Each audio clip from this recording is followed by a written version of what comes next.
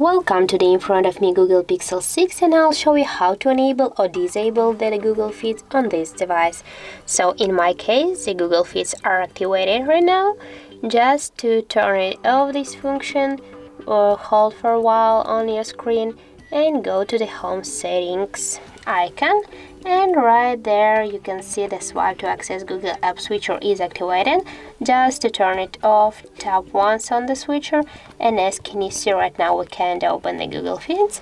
And to activate this function again, go with the same way to this menu and tap on the switcher again, and as can you see right now we're activated the Google Feeds. So that's it. If you found this video helpful, leave like, comment and subscribe our channel.